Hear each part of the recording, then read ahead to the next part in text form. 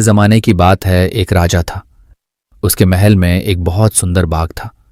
बाग में तरह तरह के फूलों के पौधे और अनेक प्रकार के मीठे फलों के पेड़ थे। लेकिन इस बाग में सबसे आश्चर्यजनक चीज थी, एक सेब का पेड़ था जिसमें सोने के सेब लगते थे। राजा ने इस पेड़ की देखभाल का खास इंतजाम कर रखा था। जब इसके फल पकते थे तो चौकीदार रात दिन पेड़ का पहरा दिया करते थे ताकि कोई सोने का सेब चुरा कर न ले जाए। लेकिन एक दिन की बात है कि बाग के माली ने जब सोने के सेबों को गिना तो उसमें से एक सेब गायब था। उसने दौड़कर राजा को खबर दी। राजा फौरन बाग में पहुंचा। उसे यह देखकर बड़ा आश्चर्य हुआ कि देखभाल का इतना पक्का इंतजाम होने पर भी एक सेब किसी ने चुरा लिया। उसने ऐलान किया कि कोई सोने के सेब को चुराने वाले चोर का पता देगा, उसे इनाम दिया जाएगा। सबसे बड़े राजकुमार ने राजा से कहा कि रात में वह पहरा देगा और चोर को पकड़ने की कोशिश करेगा। राजा ने उसको इसकी इजाजत दे दी। बड़ा राजकुमार रात में पहरा देने लगा, लेकिन 2 घंटे बाद ही उसे नींद आ गई और वह सो गया। सुबह उठकर जब उसने सेबों को गिना तो वह देखकर चकित रह गया कि रात भर में एक और सेब गायब हो गया था। इसके बाद दूसरी रात को मंझले राजकुमार ने पहरा देने का काम संभाला। उसे भी नींद आ गई और तीसरा सेब चोरी हो गया। राजा बहुत चिंतित था। दरबारियों की भी समझ में नहीं आ रहा था कि क्या किया जाए। सब लोग उदास बैठे थे कि इतने में सबसे छोटा राजकुमार आया और उसने कहा कि आज की रात मैं पहरा दूंगा और चोर को पकड़ूंगा। राजा इस राजकुमार से खुश नहीं रहता था। वह उसे मूर्ख भी मानता था। उसने उसे डांटते हुए कहा, तुम क्या समझते हो? क्या तुम्हें इसमें सफलता मिलेगी? तुमसे बड़े और तुमसे ज्यादा समझदार दोनों राजकुमार इस काम में असफल हो चुके हैं। तुम जाओ, अपना काम करो। लेकिन छोटा राजकुमार नहीं माना। उसने राजा से प्रार्थना की कि उसे एक मौका जरूर दिया जाए। अंत में राजा राजी की हो गया। राजकुमार रात में पहरा देने लगा। उसने तय किया कि वह किसी भी हालत में नहीं सोएगा और चोर को जरूर पकड़ेगा। जब आधी रात हुई और 12 बजे का आखिरी घंटा बजा तो राजकुमार ने देखा कि एक सुंदर सोने की चिड़िया कहीं से उड़ती हुई आई और सेब के पेड़ पर बैठ गई। उसने देखते देखते सोने का एक सेब तोड़कर अपनी चोंच में पकड़ लिया। राजकुमार ने फौरन निशाना साधकर तीर चला दिया, लेकिन तीर चिड़िया को नहीं लगा और वह पंख फड़फड़ाकर उड़ गई।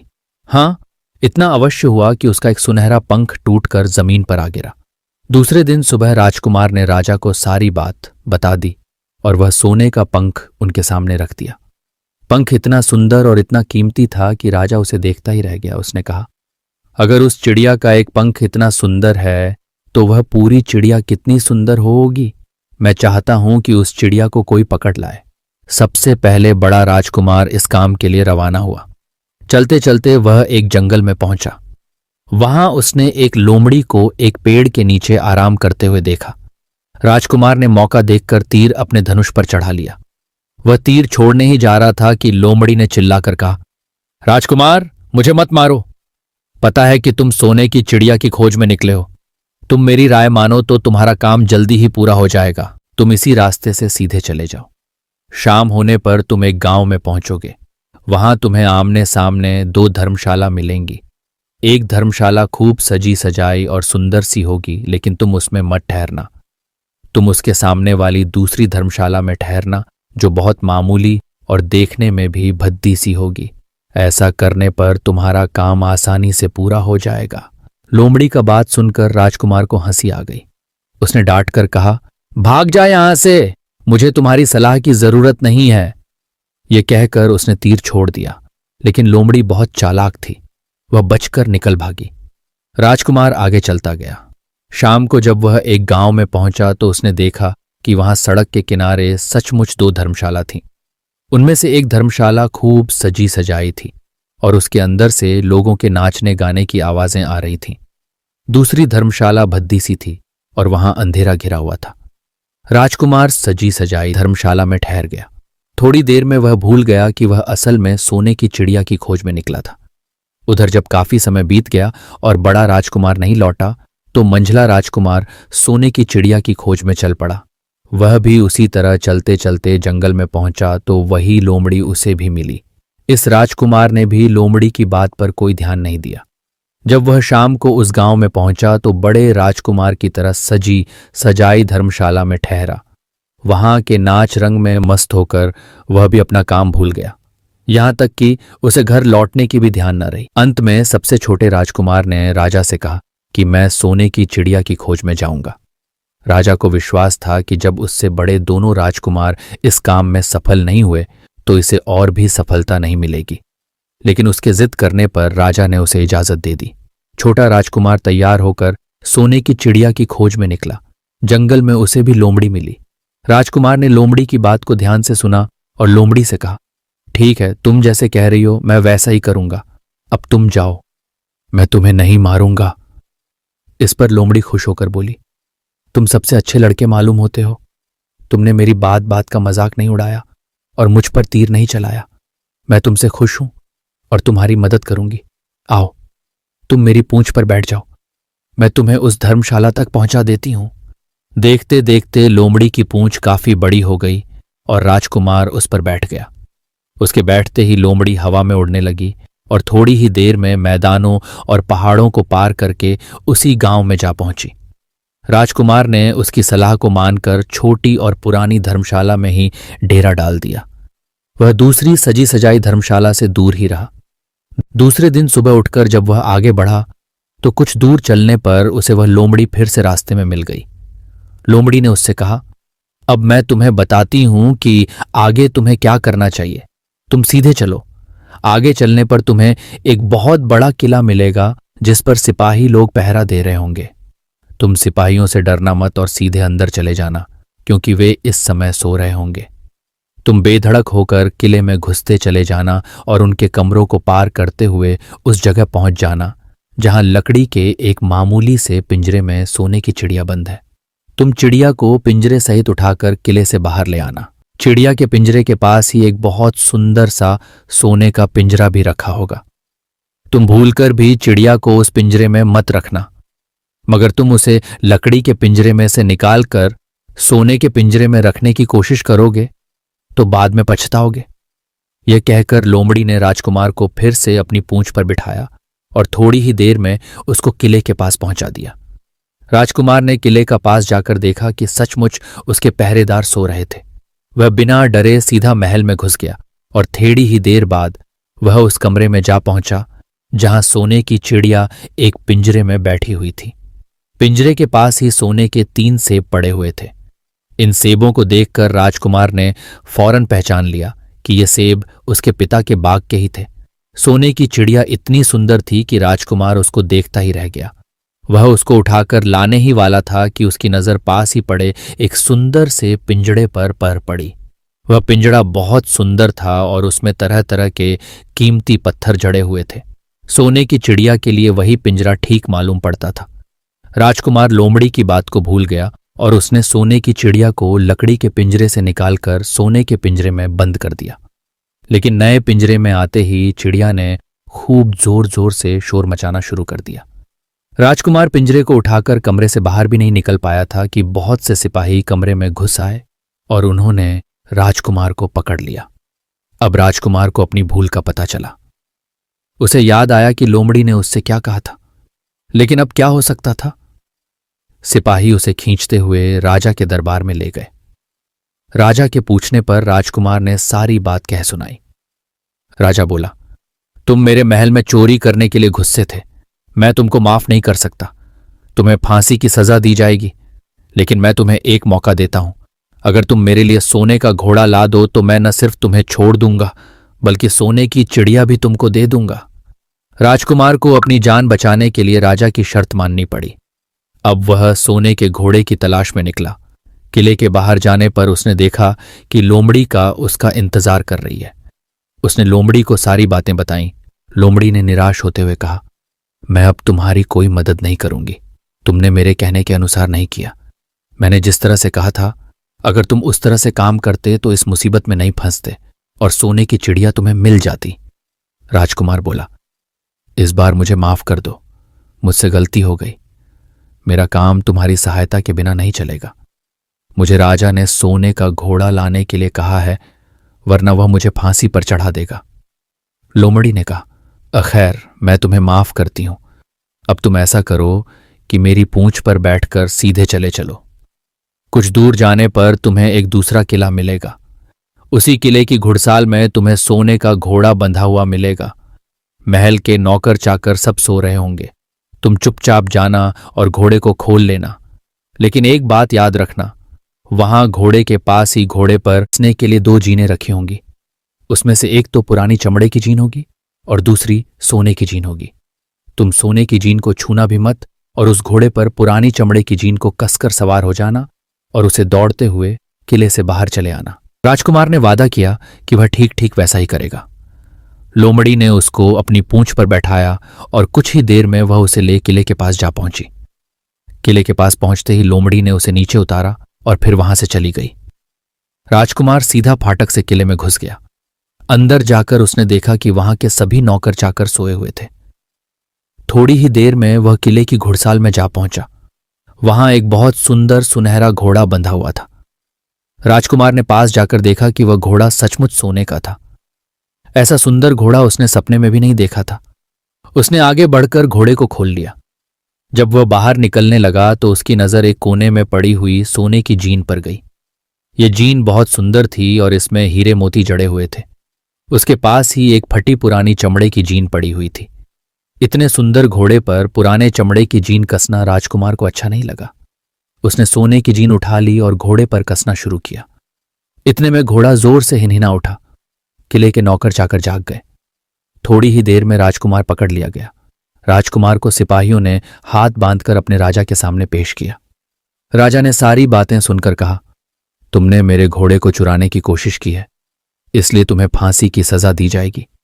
लेकिन अगर तुम मेरा एक काम कर दो तो मैं तुम्हें छोड़ सकता हूं। यहां से कुछ ही दूर एक सोने का महल है और उसमें बहुत सुंदर राजकुमारी रहती है। अगर तुम अपनी जान बचाना चाहते हो तो उस राजकुमारी को मेरे पास ले आओ। तुम्हें इनाम में यह सोने का घोड़ा दे दूंगा। बेचारा राजकुमार, वह फिर से एक नई मुसीबत में फंस गया।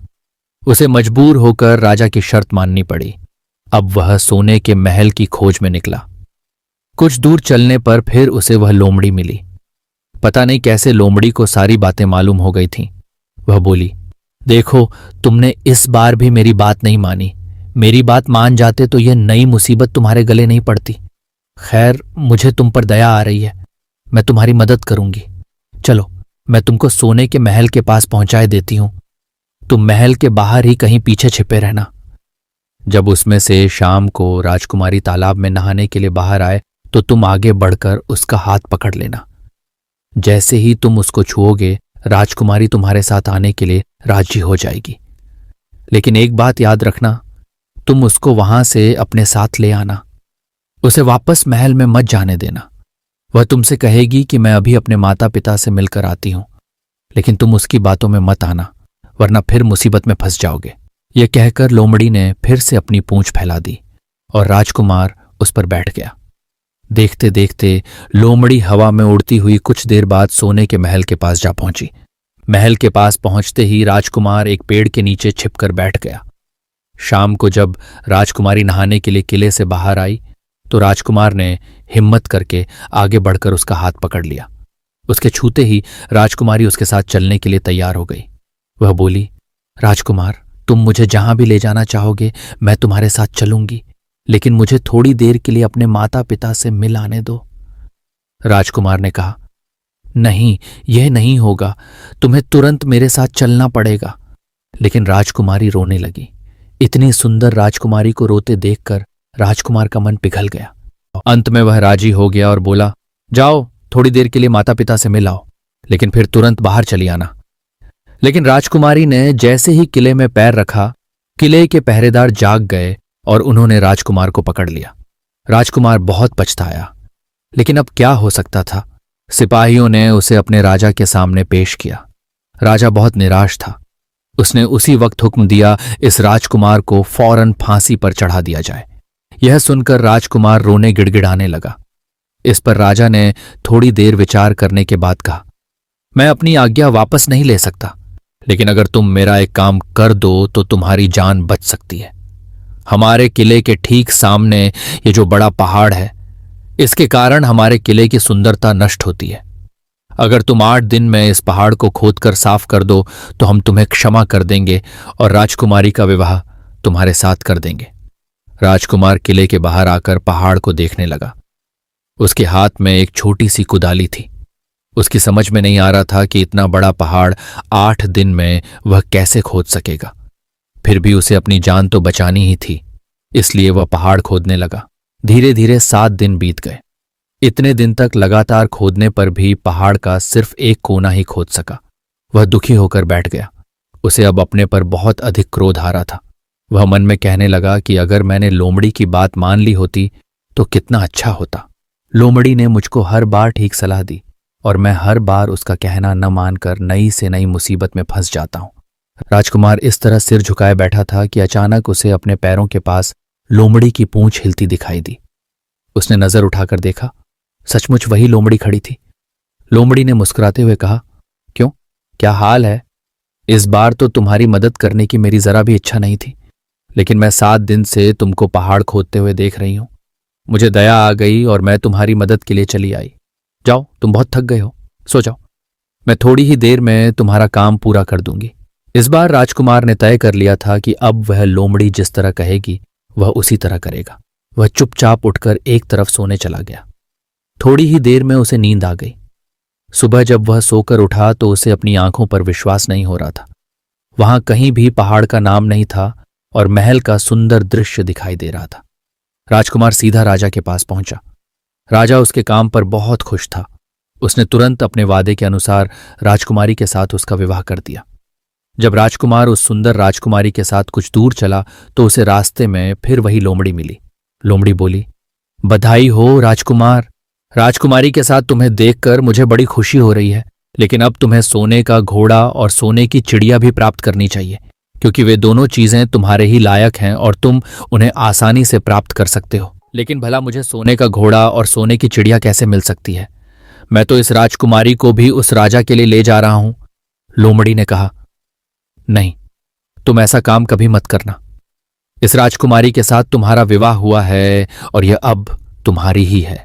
अगर तुम मेरे कहने के अनुसार काम करो तो तुम्हें सोने का घोड़ा और सोने की चिड़िया भी मिल सकती है। तुम पहले इस राजकुमारी को लेकर सोने के घोड़े वाले राजा के पास जाओ। राजा खुश होकर तुमको सोने का घोड़ा दे देगा। तुम घोड़े पर सवार हो जाना और सवार होकर सबसे विदा लेना। राजकुमारी से तुम सबसे बाद में विदा लेना। जैसे ही तुम राजकुमारी के पास पहुंचो, तुम उसे हाथ से पकड़कर घोड़े के ऊपर खींच लेना और घोड़े को दौड़ा देना। सोने का घोड़ा इतना तेज दौड़ता है कि दुनिया का तेज से तेज घोड़ा भी उसकी बराबरी नहीं कर सकता। जाओ, तुम पहले इतना काम पूरा करो। इसके बाद आगे का काम मैं तुम्हें बाद में बताऊंगी। मैं तुम्हें वहां रास्ते में मिलूंगी। राजकुमार ने ठीक वैसा ही किया जैसा लोमड़ी ने उससे कहा था। जब सोने के घोड़े वाले राजा ने खुश होकर उसे इनाम में सोने का घोड़ा दिया तो राजकुमार उस पर सवार हो गया और उससे विदा लेने लगा। अंत में वह राजकुमारी को उठाकर घोड़ा को तेजी से दौड़ाता हुआ किले से बहुत दूर निकल आया। रास्ते में एक पेड़ के नीचे लोमड़ी उसका इंतजार कर रही थी। उसे देखकर लोमड़ी बोली, शाबाश, अब तुम सोने की चिड़िया भी प्राप्त कर लो। जब तुम सोने की चिड़िया वाले राजा के पास पहुंचोगे तो वह इस घोड़े को देखकर बहुत खुश होगा। तुम उससे कहना कि पहले सोने की चिड़िया का पिंजरा मेरे हाथ में दे दो, तब मैं यह घोड़ा तुमको दूंगा। जब वह पिंजरा तुम्हारे पास लाए तो तुम पिंजरा उसके हाथ से छीन लेना और घोड़े को दौड़ा देना। बस ऐसे चिड़िया तुमको मिल जाएगी और कोई तुम्हें पकड़ भी नहीं सकेगा। इस बार भी राजकुमार ने ठीक वैसा ही किया। वह राजकुमारी के साथ ही घोड़े पर बैठा रहा और जब राजा ने उसके हाथ में सोने की चिड़िया का पिंजरा दिया तो उसने देखते देखते लात मार दी और सोने का घोड़ा हवा से बातें करने लगा। कुछ दूर चलने पर लोमड़ी उसे मिली। राजकुमार ने उससे कहा, तुमने मेरी बड़ी मदद की है। तुम्हारी वजह से मुझे न सिर्फ सोने की चिड़िया मिली बल्कि सोने का घोड़ा और इतनी सुंदर राजकुमारी भी मिल गई। बताओ, मैं तुमको क्या इनाम दूं? मैं तुमको कुछ न कुछ जरूर देना चाहता हूं। लोमड़ी ने कहा, अगर तुम खुश हो तो मेरा एक काम कर दो। तुम एक तीर चलाकर मुझे मार दो। इस समय तुम यही सबसे बड़ा काम मेरे लिए कर सकते हो। राजकुमार ने कहा, भला यह कैसे हो सकता है?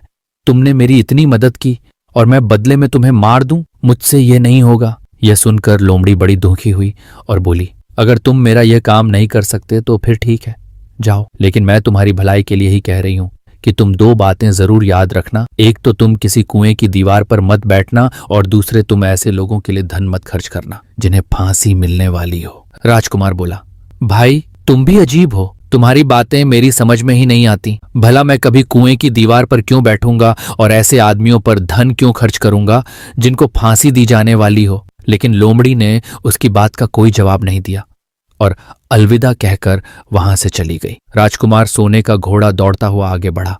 राजकुमारी उसके साथ ही बैठी हुई थी और सोने की चिड़िया का पिंजरा उसके हाथ में था। कुछ ही देर में राजकुमार उस छोटे गांव में जा पहुंचा जिसमें वे दोनों धर्मशाला थीं। गांव के लोग और खास तौर से बच्चे उसको देखने के लिए बाहर निकल आए।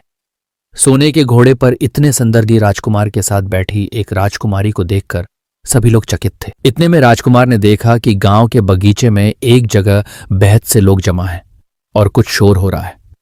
राजकुमार के पूछने पर लोगों ने बताया कि वहां 2 आदमियों को फांसी देने की तैयारी हो रही है। राजकुमार उधर ही चल पड़ा। वहां पहुंचने पर उसने पहचान लिया कि जिन आदमियों को फांसी दी जाने वाली थी वे और कोई नहीं बल्कि उसके ही भाई थे। वे लोग तब से उसी सजी सजाई धर्मशाला में रह रहे थे और तरह तरह के बुरे काम करते थे। वे जुआ भी खेलते थे और जुए में बहुत सा धन हार चुके थे। उन्होंने लोगों से बहुत सा रुपया भी उधार लिया था। इन्हीं सब बातों से चिढ़कर अब गांव वाले उन्हें फांसी पर चढ़ाने जा रहे थे। राजकुमार भला यह कैसे होने देता। उसने लोगों से कहा कि मुझसे रुपया ले लो और इन लोगों को छोड़ दो। उसके बहुत कहने सुनने पर लोग राजी हो गए और उन्होंने उन दोनों आदमियों को रिहा कर दिया। राजकुमार अपने भाइयों को छुड़ाकर आगे चला। कुछ दूर चलने पर जंगल में उन्हें एक कुआं दिखाई दिया। इस पर राजकुमार के कुछ देर कुएं के पास आराम करते हैं, वहां ठंडा पानी पीने के बाद हम लोग आगे चलेंगे। राजकुमार राजी हो गया। अब तक वह यह भी भूल चुका था कि लोमड़ी ने विदा होते समय उससे क्या कहा था। वह घोड़े से उतरकर कुएं की दीवार पर बैठ गया और आराम करने लगा। उसके दोनों भाइयों ने मौका देखकर उसे कुएं में धकेल दिया। इसके बाद उन्होंने घोड़े पर राजकुमारी को डाला और सोने की चिड़िया का पिंजरा उठाया और वहां से चलते बने। कुछ ही देर में वे लोग अपने राज्य में लौट आए। घर लौटकर उन्होंने राजा से कहा, हम लोग सोने की चिड़िया को पकड़ लाए हैं। इसी चिड़िया ने हमारे बाग में से सोने के सेब चुराए थे। इसके साथ ही हम एक ये सोने का घोड़ा और राजकुमारी भी लाए हैं। राजा बहुत खुश हुआ। सारे राज्य के लोग खुशियां मनाने लगे, लेकिन राजकुमारी खुश नहीं थी। वह बराबर रोती रहती थी। उसने खाना पीना छोड़ दिया। यही नहीं, घोड़े ने भी दाना पानी बंद कर दिया और सोने की चिड़िया भी उदास रहने लगी। राजा ने बहुत कोशिश की, लेकिन न तो वह राजकुमारी खुश है और न सोने के घोड़ा और सोने की चिड़िया ने दाना खाना शुरू किया। उधर छोटा राजकुमार कुएं में गिर गया था, लेकिन वह मरा नहीं। कुआं बहुत गहरा था, लेकिन उसमें पानी बहुत थोड़ा था। वह कुएं में बैठा बैठा अपने भाग्य को कोसता रहा। अब उसे फिर उसी लोमड़ी की याद आई और वह पछताने लगा कि अगर मैंने उसका कहना मान लिया होता तो मैं मुसीबत में न फंसता। राजकुमार ने जैसे ही लोमड़ी को याद किया, लोमड़ी न मालूम कैसे कुएं के मुंह पर आ पहुंची और बोली, देखो राजकुमार, मैंने पहले ही तुम्हें समझाया था कि किसी कुएं की दीवार पर मत बैठना और ऐसे आदमियों की। राजकुमार ने कहा, मैं आज तुम्हें ही ढूंढने के लिए आया हूं। चलो मेरे बाग में आराम से रहना, वहां तुम्हें किसी तरह की तकलीफ नहीं होगी। यहां तो जंगल में तुम्हें खाने पीने की तकलीफ होती होगी और जंगली जानवरों और शिकारियों का डर बना रहता होगा। लोमड़ी ने कहा, नहीं राजकुमार, मैं यहां ठीक हूं और भला अब तुम्हें मेरे दुहक से क्या लेना देना।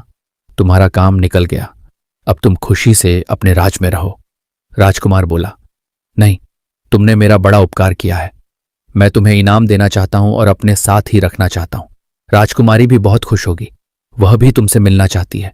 लोमड़ी बोली, अगर तुम सचमुच मुझे इनाम देना चाहते हो तो मेरा एक काम कर दो। मैंने तुमसे पहले भी कहा था कि तुम तीर चलाकर मुझे मार दो, इसी से मेरा लाभ होगा। असल में एक जादूगर ने मुझ पर जादू कर रखा है। मैं लोमड़ी नहीं हूं, मुझे उसके जादू के प्रभाव से लोमड़ी के रूप में रहना पड़ रहा है। मैं तो उसी देश का राजकुमार हूं जहां की राजकुमारी से तुम्हारा विवाह हुआ है। असल में वह राजकुमारी मेरी छोटी बहन है। अगर तुम तीर चलाकर मुझे मार दोगे तो इस जादू से मुझे मुक्ति मिल जाएगी और मैं फिर अपने देश लौट सकूंगा। राजकुमार को यह सुनकर बड़ा आश्चर्य हुआ। उसने फौरन अपने धनुष पर तीर चढ़ाया और लोमड़ी की ओर छोड़ दिया।